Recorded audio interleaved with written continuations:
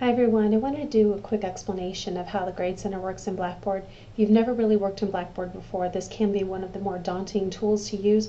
The good news is once you figure this out, everything else is a piece of cake. And the features that I'm going to show you are real basic. It's just adding columns and adding grades the same way you would on paper or you would in an Excel document. It's absolutely no different. In fact, in a lot of cases, it's a whole lot easier. So when you first go into your course, obviously you're going to land on the announcements page.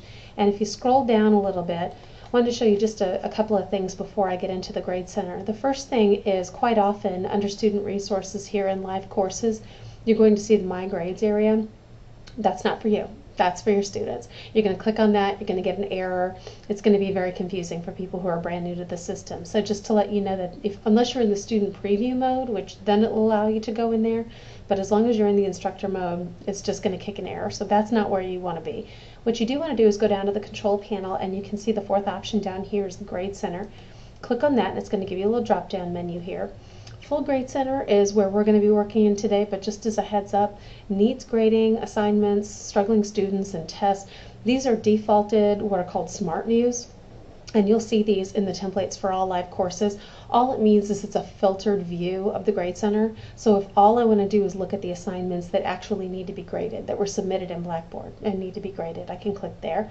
If I just want to look at the ones that are labeled as assignments or just the ones, just the students who appear to be getting below a 70 or something. So just to kind of give you a heads up, that's how those work. Now for our purposes though, we're just going to go ahead and click on Full Grade Center. And this is what you're going to see.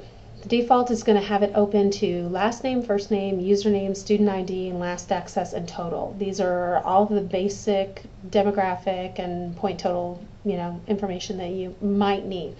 Now, having said that, however, some people find it a little too cluttered. So if you do want to clean it up a little bit, just let you know with all of these columns, there is a little drop-down menu here.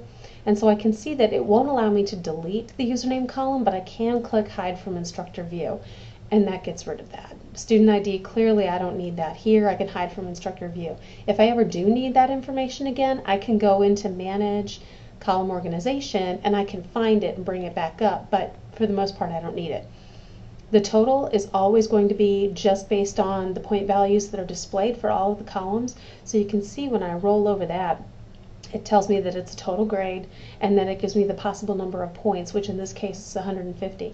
As I add new columns, you're going to see that total go up. So what I would tell you, probably one of the most valuable things, is that after you have set up all of your columns, scroll back over this total area and make sure that that lines up with what's in your syllabus. That's going to save you a whole lot of headache and a whole lot of hassle down the road.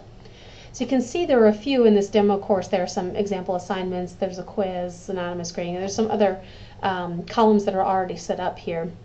But just to let you know, for your purposes, all you really need to do is click Create Column, and that's going to give you this edit page. And in Blackboard, again, anything that has an orange asterisk, you need to complete that. That's the bare minimum.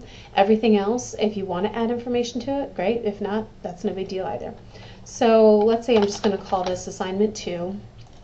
And just so you know, the Grade Center name, you may have noticed that some of the columns are a little bit, they cut the titles off just a little bit. There's only so much room for them to display the name. So for Grade Center name, if I want, just from my view, this isn't for students really, it's not really going to help them. They're going to see Assignment 2 in their listing, so they're going to see the full thing. But for me, let's say I know that A2, I know what that means. So I want to call the Grade Center name A2. The description can be helpful if you're co-teaching or if you really can't remember what that assignment is for. Most of the time, though, you created the syllabus and the assignment, so you know what that means. If you do find you need a description, though, you can go ahead and add it there. The primary display is set to score, so it's just point values. That's really all that means. If you do want to change it down to a percentage so that you say, I have this particular assignment is 20 points, but I want it displayed as a percentage. So if they get an 18 out of it, it's going to display as 90%. That's getting a little bit tricky, so that's why I say for this level, all we're looking at really is just the score. That default is fine. You do need to include the points possible, which is, I'm just going to put 20 there. Know that all of these other things are available here, but we're not going to cover it in the basics section. For including this column in Grade Center calculations, it is defaulted to yes. If for some reason you want them to display and see a score here, but you don't want it counted for the total, you can click no. But I'm going to click yes. So I'm going to go ahead and submit. And then you can see again, as with anything in Blackboard, if it's brand new, it automatically kicks it to the back. So I can look down here and see that that is the last column, and you can see from my view I just see A2. So you can see it, this anonymous grading example, that's kind of a long title, and all I can see is the first part. Now if I roll over it, I can see the explanation, but when you're working quickly and with a lot of grades, sometimes it's just easier to have it, a little bit shortened. If you decide at some point that I did this wrong, or I don't want to include it at all, if you decide that you need something to change, if you wrote down the wrong name or something, you can go ahead and click Edit Column Information. It'll take you right back to that screen, and you can go ahead and edit everything. Just make sure you click Submit when you're done so that those changes take place. If for some reason I decide, you know what, I'm not going to include that in the grade after all, you just go ahead and click Delete Column. It says, are you sure? Because once you delete something in Blackboard, it's gone forever. So go ahead and click yes, and then you're all set.